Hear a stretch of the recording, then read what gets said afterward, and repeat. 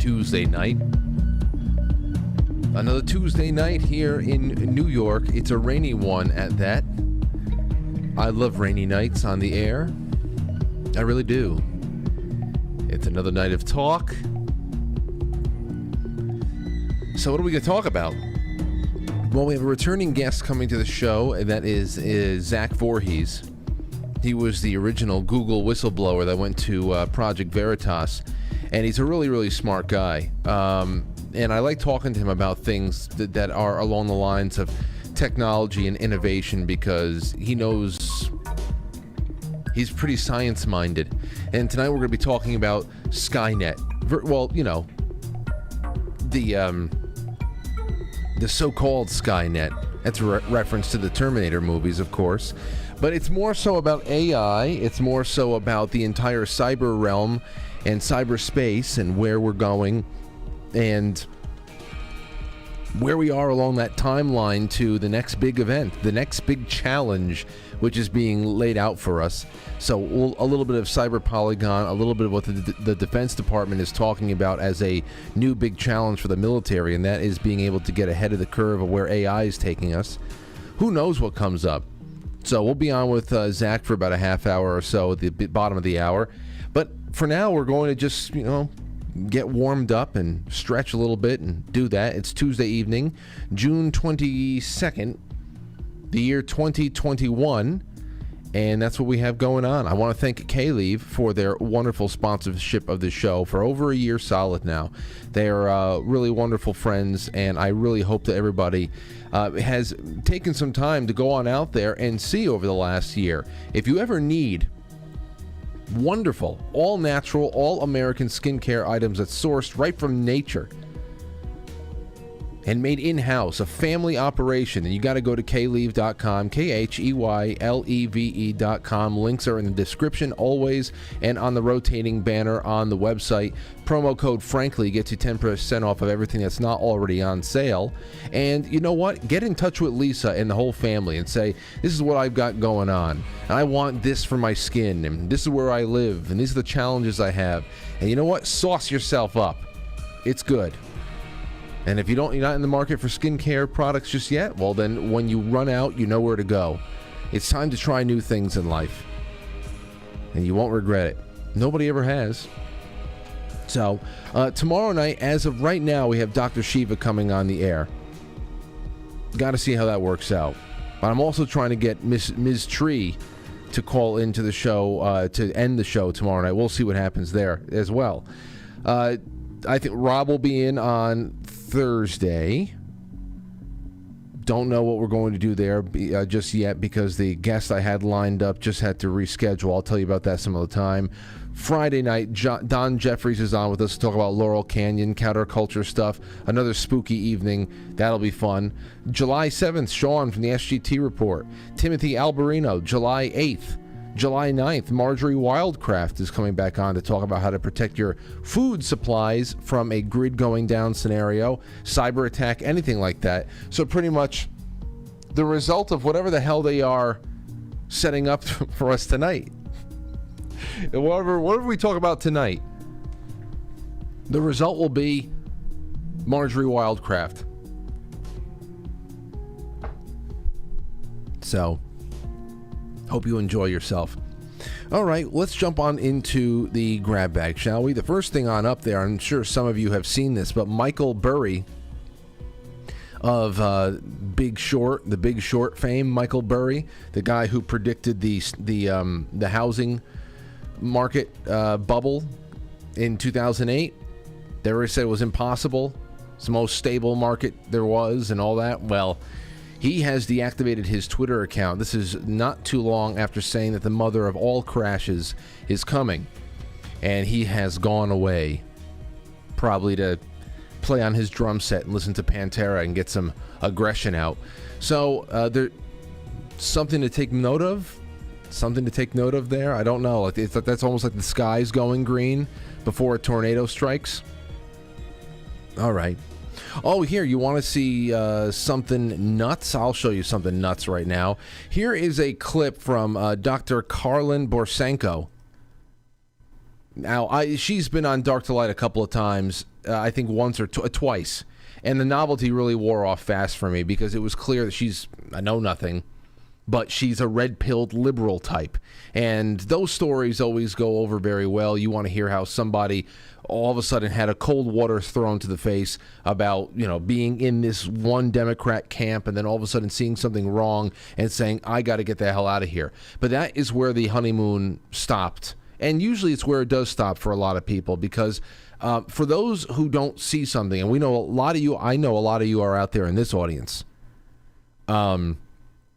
A lot of you are out there in this audience.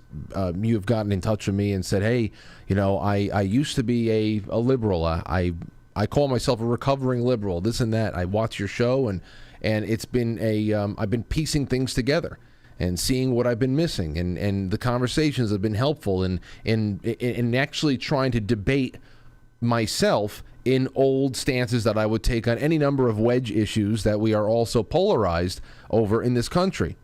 Well, that is what someone who smells a rat and needs to find out exactly what they have been missing goes and does.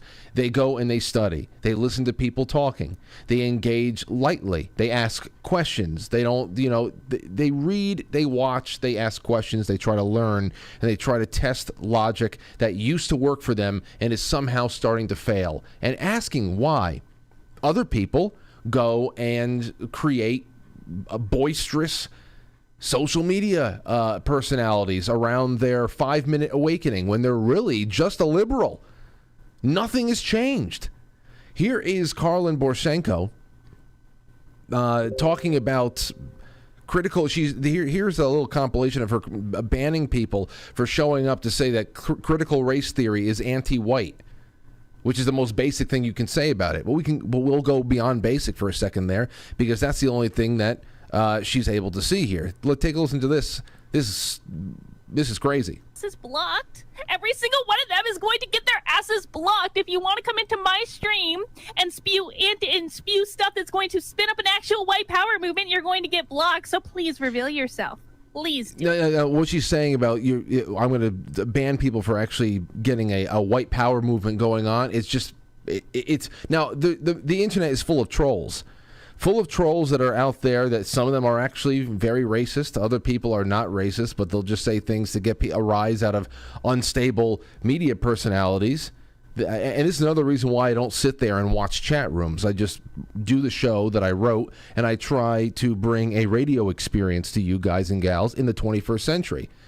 This is what I always wanted to separate myself from. But it's media that I can comment on now.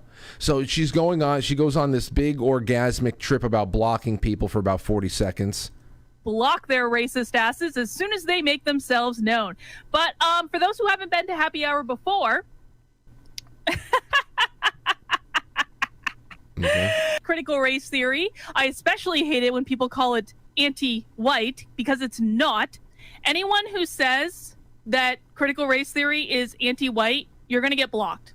You're going to get blocked. You're going to get blocked immediately. There's not going to be a choice. There's not going to be a discussion. You're going to get blocked. Uh-oh. And this, ladies and gentlemen, listen, hey, to each their own, but this is exactly why I warn people. I've said this a couple of times on the show in the last 6 months or so, and this is one of the people that I was thinking about when I said it. I just wasn't going to bring names into it because at that point we were still following each other on Twitter, and I eventually I just couldn't take it anymore.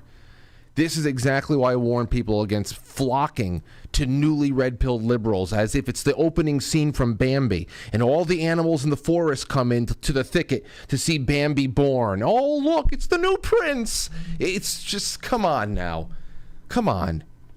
There's nothing there. Everybody, oh, she's newly red-pilled. Tell us please, be my friend. Come on my show. So, she was on the left and she walked away. And now she has that new conservative smell, I guess. And Karlin may have some good things to say about psychiatry and whatever she felt works, whatever field she works in. But otherwise, you shouldn't be talking about this stuff. You know, they suddenly find something, and I'm just speaking generally here, because otherwise she's been very pleasant to me. But this is This is embarrassing. People like her, and there's been many of them, who suddenly find something that is distasteful about the left's worsening social theories. And they go and they walk away. And then they make it very public, because everything that people do privately is public these days if they want it to. It's very easy for someone, especially in that position, to go viral and get some attention, some traction, and have their story be something that people gobble up. It's very interesting for a lot of people. And for a time, it was interesting to me, too. Now I just say good luck with your journey, and I hope you tune into the show, and I hope you interact, and Godspeed. But what do you know? All of her advice, because now that's what they do, they lecture conservatives of how we can compete politically. All these people who have just merely seen an ugly side of the social theories that the left is pushing, and they still haven't actually learned about why they're wrong about everything else. And I felt that was a thing where I can feel her eyes glazing over on Dark to Light a couple of times when I was, talking about active federalism and decentralization. So they think that it's don't know what the hell they're talking about. So, and of course, all the advice is usually, hey, listen, act like a liberal and don't rock the boat too much. And it is about power. As she said to Ms. Tree. She said to Ms. Tree that before, too, because Ms. Tree was looking at her other videos on her YouTube there, too. She said, it's not about anti-white. It's not about race. It's about power, which is ridiculous because, of course, as Ms. Tree even said, race is the second word in the damn theory's name. I mean, first of all, this is an offshoot from critical theory. You go to the Frankfurt School in Europe, in Germany. Critical theory is the work of the Frankfurt School. It seeks to create power vacuums that, by applying tension to links in the chain, that could destabilize an otherwise pretty solid culture, a strong culture. It attacks a culture by getting into and destroying its faith centers, by attacking parenthood, masculinity and femininity at the same time, capitalism, and in our case, race, because it's the most effective, it's also an effective tool to open up old wounds. So critical race theory is an offshoot of that 100%. And yes, it is about race. It actually designates race as the qualifier for the theory. But they don't see this because it's all about don't rock the boat. You're going to make people racist. No, ignoring this shit is going to make people racist. That's exactly what's going to happen. Ignoring, telling people that what they are seeing isn't actually happening is what's going to make them lose their temper and lose their patience.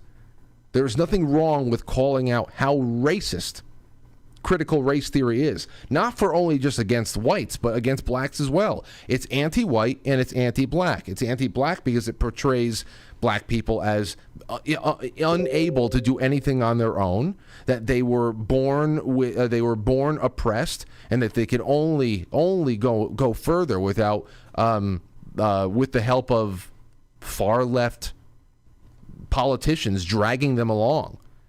And of course, whites need to be hammered down and taught to live with less and taught to learn that their opinions are not necessary because all of their opinions are born either consciously or subconsciously from colonial perspective. I mean, it's all exactly what it is. It's more racist toward whites because the anti-black racism that's built into critical race theory paints black and colored people as protagonists. At least they're the protagonists in the whole thing. So it's ridiculous. So please, ladies and gentlemen, I'll say it over and over again. Do not go to the newly red-pilled liberals for advice and to be led. Okay, they're not Blade, the day-walking vampire, everybody's strengths and none of their weaknesses. They're mostly weaknesses. They're newborn babies. They don't know anything about themselves. Do not ask them for advice, please. All right, 712. What else do we have here? What else do we have here? We have an Olympic. We have an Olympic. We have a new Olympian from New Zealand, ladies and gentlemen. New Olympian from New Zealand, Tokyo Olympics, Kiwi weightlifter Laurel Hubbard to become the first transgender athlete to compete at the Olympic Games. So there is another irony of feminism and progressivism right there, ladies and gentlemen. We talked about this character a few times. Where's that picture? There was a picture here that they took out. They took it out of the article. There was a picture in this article I wanted to show you guys. You have this, the ultimate and final irony of feminism and progressivism, this intersectionality stuff where it all leads. You have a hulking white man who couldn't compete against other men, stealing gold medals away from women who worked very hard to get where they were going. And there was a picture in here of this Laurel Hubbard standing on the platform with a gold medal, while there are two other women standing in the silver and the bronze platforms, and you can see the body language of the two women. Who the silver, you know that they should have at least one medal higher each. And then, of course, another woman who's not on the platform at all. And it's just ridiculous. And this is going to be going. This is going to make an appearance. This display is going to make an appearance at the Olympics now. You should have seen the other two women's body language. It's really, really upsetting. But what else? What else? Oh, one last thing. One last thing. Here you go. What on earth? They say this is from the Gateway Pundit, but I saw this covered by the New York Post, and I thought I had gotten that one. But a struggling New York City Council candidate, their campaign handed the New York Post a BDSM video of him. Okay? And there's a screen grab of this Zach Wiener, of course. Zach Wiener, of course, being strangled to death by a dominatrix. Look at that. It's, of course. The campaign manager of Zach Wiener, who is running for city council in Manhattan, it has bizarrely handed the New York Post a BDSM video of the candidate. The 26-year-old's campaign has been struggling to raise funds or get any attention in the city. The video, filmed at Parthenon Studio in Midtown, which is apparently known for their BDSM dungeons, first appeared on Twitter, where it was posted by an anonymous account. Quote, my magnificent Dom friend, played by Upper West Side City Council candidate Zach Wiener, and I'm the only one who has the footage, reads a tweet from an anonymous account which posted the video last week. Oddly, the campaign seemed to want the video to be seen, sending it to the New York Post themselves. Quote, the footage, flagged to the Post by Wiener's own campaign manager, shows a gagged Wiener, unable to speak, subjecting himself to various abuses by a leather-bound woman who pours wax on him and clips his nipples with clothespins, the New York Post reports. In a move eerily similar to a scene from the show Billions, the candidate confirmed the video was him and said it had taken 18 months ago with a girlfriend. He said, quote, I didn't want anyone to see that, but here we are. I'm not ashamed of the private videos circulating of me on Twitter. This was a recreational activity that I did with my friend at the time for fun. Like many young people, I have grown into a world where some of our most private moments have been documented online, said Wiener in a statement. I'm a proud BDSMer.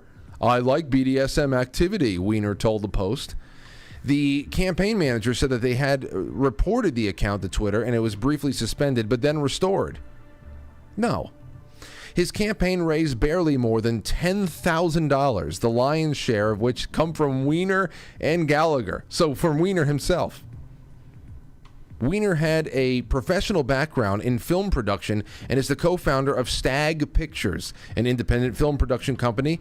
Zach's father, Eric Wiener, is a co-creator of the popular children's television show Dora the Explorer. You don't say.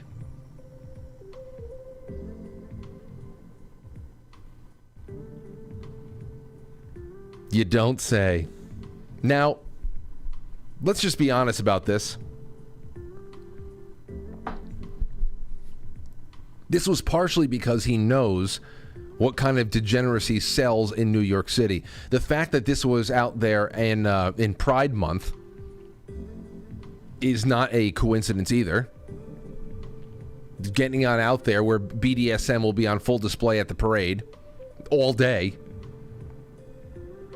And you know, that's just what sell. I mean, you have to go to extreme. The old adage is sex sells, you know?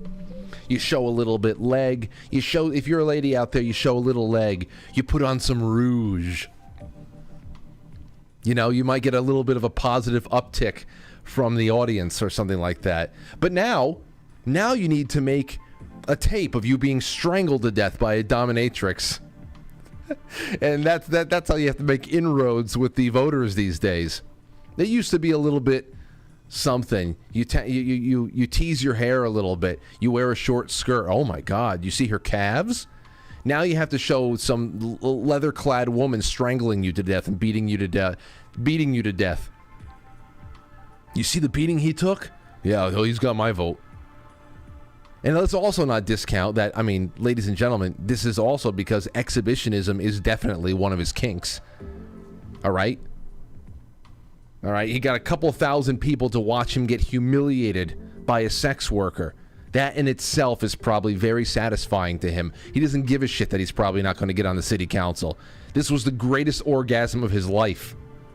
In fact, he's probably going to dangle himself from a sex swing off of the side of the Empire State Building soon, just so that the news Doppler helicopter can get a glimpse of him. So, the Doppler helicopter. We've got a man showing his asshole to the entire city. You just hear the helicopter. There's Wiener trying to get a couple more votes. All right, well, whatever. Let's start the show, shall we? Be right back.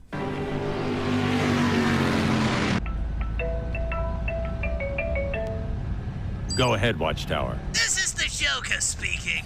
You're tuned in, quite frankly. When you see the ants, remove your pants.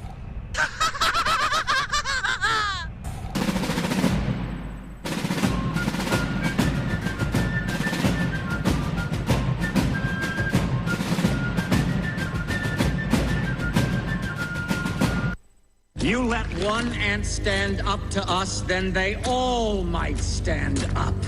Those puny little ants outnumber us 100 to 1. And if they ever figure that out, there goes our way of life. It's not about food.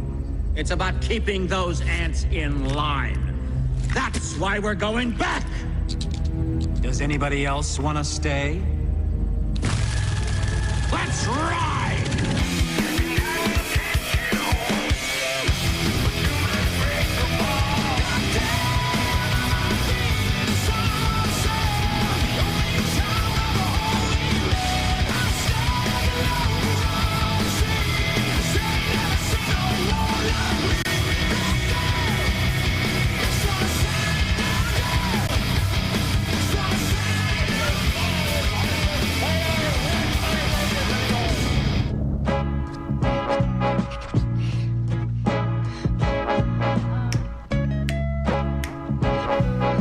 All right.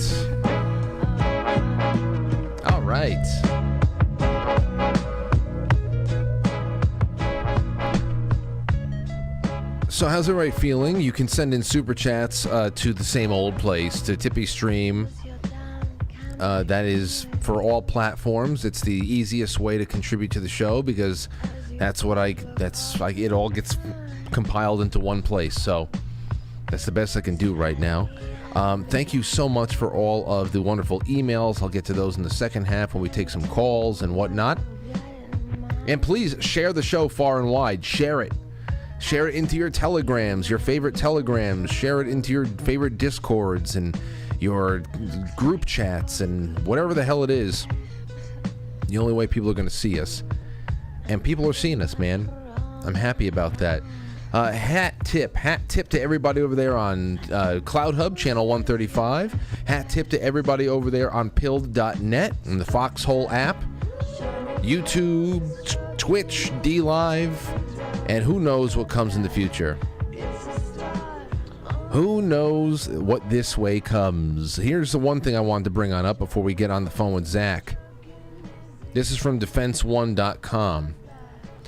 U.S. must do more to stop AI from causing trouble. The Pentagon number 2 says. The concept of artificial intelligence safety is given short shift, says Deputy Secretary Kathleen Hicks, who wants the Defense Department to lead a cultural change.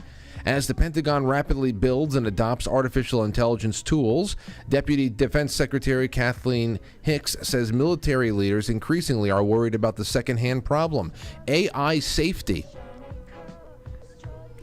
AI safety. Now, what does that mean, AI safety? Is there any way that we can get around to having safe AI? Maybe that's one thing we can ask Zach Voorhees. AI safety broadly refers to making sure that artificial intelligence programs don't wind up causing problems. No matter, you mean like becoming self-aware and seeing humankind as the real threat to the stability of the world, and therefore they set off all of the nuclear warheads, all the nuclear weapons around the world all at once, like on Judgment Day? No matter whether they get based on corruption or incomplete data or poorly designed or are hacked by attackers. AI safety is one that's seen as an afterthought as companies rush to build, sell, and adopt machine learning tools, but the Department of Defense is obligated, to put a little bit more attention into the issue, Hicks said on Monday at the Defense One Tech Summit. As you look at the testing, evaluation, and validation and verification approaches, these are all areas where we know where you're in the commercial sector or the government sector. And certainly if you look abroad, there's a lot of happening in the terms of safety, she said. Here, I think the department can be a leader. We've been a leader on the adoption of AI principles, ethical principles, and I think that we can continue to lead on AI by demonstrating that we have an approach that worked for us. First of all, you cannot separate defense intelligence from the internet as it is right now, from Google, from Facebook, from Twitter. You can't separate it. And you want to talk about artificial intelligence and algorithms that monitor people and supposedly regulate the First Amendment in a supposedly free country. How the hell can you say that you're on the forefront of ethical AI development?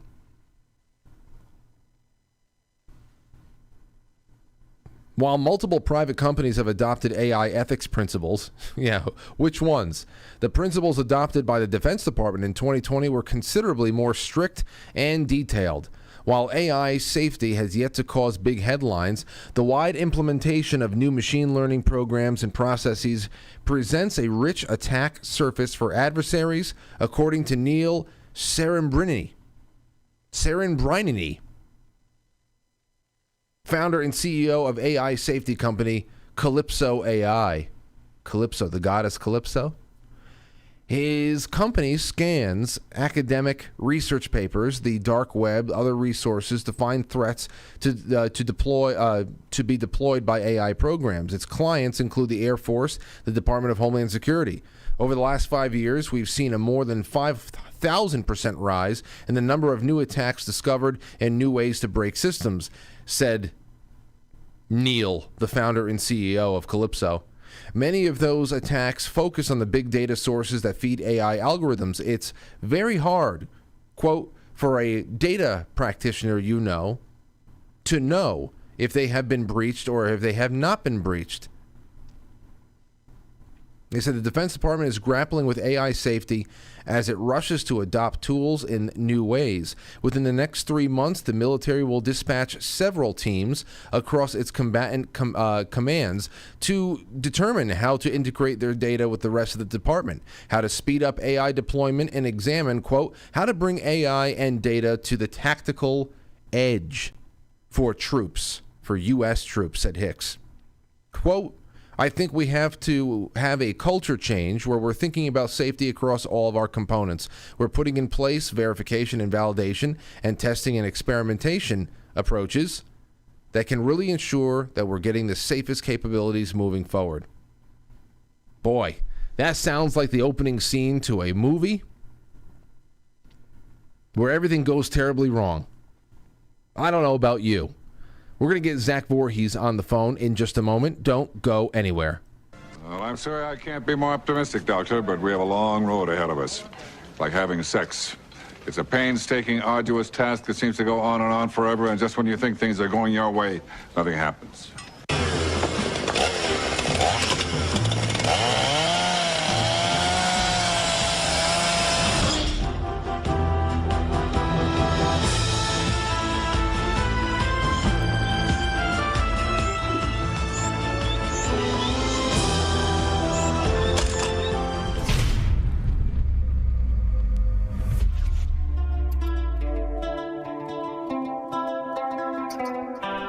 Call him.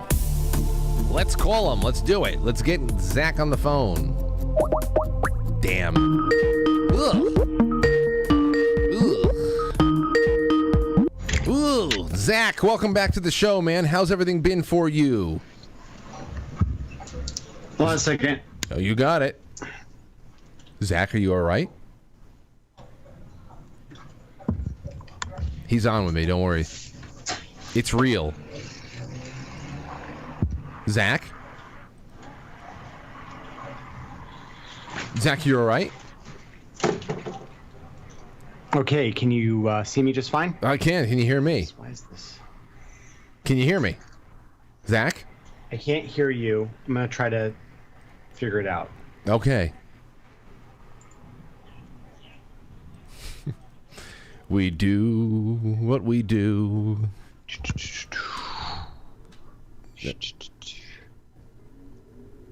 Hello, hello? How about you call me back? How about I call him back? Let's try that. Sometimes, you know, you just have to blow in the cartridge and put it back into the NES. Let's try that. How about this? Zach, can you hear me now? No? Nothing?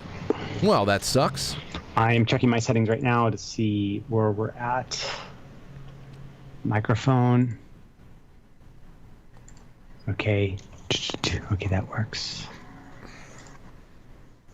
Okay, hold on. I see it's on my end. Yes, it is. Oh, dear. Yeah, I can hear you. Great, fantastic, fantastic. Welcome to the show, finally. How you been? I'm great. How about yourself? Oh, well, you know, it's been a while. It seems that we have not spoken since last February. Has it been that long? February, I believe it was February 2020, and then before then, I remember you and me, the last time we spoke before that was on a Thanksgiving Eve. It was a Wednesday night because I remember I got off the air, we had a wonderful conversation, and then I went to a friend's house for some drinks. It was great. Great. I don't know what the hell that means, you know, about this, but I just remember our calls is I guess what it comes down to. Let me ask you something. We just did this defense1.com article a little bit before I called you up, and it's talking about how the Defense Department is grappling with how to make AI and the implementation of all artificial intelligence going forward safe in some kind of a... Do you see... a middle ground between artificial intelligence being implemented, especially in a military sense, to be 100% controlled, safe, and predictable? AI is pretty predictable. If you have the same sort of conditions and you play it again, then it produces predictable results every single time you run it through. GPT-3 is an excellent example of this. It produces almost human-like answers, and it's this like super brain, but even though it looks really intelligent, if you set one of the parameters to 0, then it will always produce the exact same intelligent rhetoric that it does when you ask it on, you know, day 1 or day 2. So yeah, like that's the whole thing about AI is it's totally predictable, and it takes out the human element completely because humans are unpredictable. They may get a crisis of conscience. They may back out. AI will never do that. It's a predictable, reproducible machine with just an incredible amount of intelligence. So I guess the bigger thing here, and I get we'll be moving on into personal speculation now based on the types of organizations of people and plots that we are watching unfold before our very eyes every day. As far as those who are doing the programming, as far as the people who are given the big government contracts to put certain things on in there, their views on what civil liberties should be, how far they should extend, what free speech should be limited to, all that stuff. When you take the theoretical idea of artificial intelligence being bound by I would have to say, noble and virtuous programmer, putting it in the hands of who we're up against right now, and we're going to dive into that, Cyber Polygon, Amazon, everything like that. Is there any other kind of take that you have when you consider the actual human element that is involved in implementing these technologies? Well, the interesting thing is that, we all built this machine, like all of us programmers here in Silicon Valley. We've been doing it over like the last couple decades. And before that, Apple Computer came from the same location I'm at essentially right now. And so, we all thought that we were building this really great libertarian future. There was like this manifesto that came out when the internet was like born that said that, hey, people from Wall Street, you have no domain over the cyber systems. We're going to escape from you and create a new utopia. And so that was like the ethos of like the 1990s. And now what's happening is that the rug is being pulled out from each and every one of us. And I don't just mean the users that are getting censored. It's also the engineers that built the system. We're like, hey, no, wait a minute. You promised us that you would behave. Like Google's motto was don't be evil. And their second motto was organize the world's information and make it universally accessible and useful. Now what's happening? The United States is dropping the Iron Curtain. You probably saw that a couple of Iranian websites and other Middle Eastern news sites were seized as of today. Yeah. And this Iron Curtain is coming down. And now we've got this really awful system that's in place.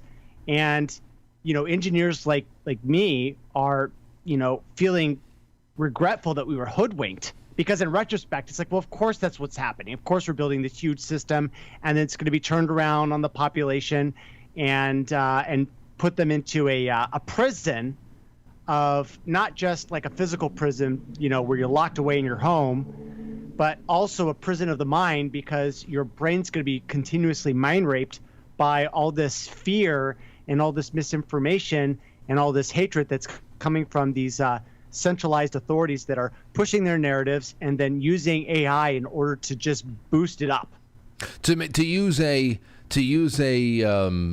Star Wars reference, it's pretty much like building up the Empire, building up the team to design and launch the Death Star, and then killing all the scientists afterwards.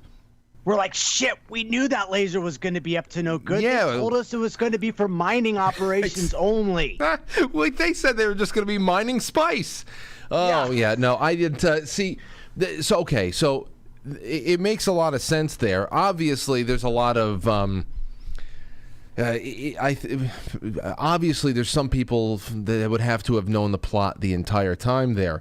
For young programmers that are being offered a job at a place like Google or Facebook or anywhere, that are given an opportunity to really let their talents shine and to bring social media and this new digital existence to new levels, and supposedly to enrich the way that information is shared and people are able to connect. It might just be naivete, just bright-eyed, bushy-tailed kids that want to go out there and work and don't really put a lot of time thinking about the origins, the in-Q-tel origins of a lot of these big companies, and who's really maybe standing far back behind the curtain waiting for the right time to put their hands back on the wheel. And as you said right now, the Iron Curtain seems to be dropping quicker and quicker. Yeah, and it's getting bad. And one of the interesting things, I had an interesting conversation with my friend who's an expat from Iran, and he said that there's a populist that's basically becoming president right now, and the Iranian Guard is about to do a purge of foreign adversaries that are at the highest levels of the government. I could tell you who that nation is, but I won't. And that they were given this list by the Chinese. And so now the purge is going to start here pretty soon. And now, boom, what happened right after the president got elected in Iran? Well, now a bunch of Iranian news sites are going down. And so I'm starting to wonder, I wonder if these things are connected. And also, I wonder if a bunch of bad news is about to come out. These are just theories. I don't know what's going to happen, but I do think that we're going to see a lot of interesting news happening in Iran. And that's the reason why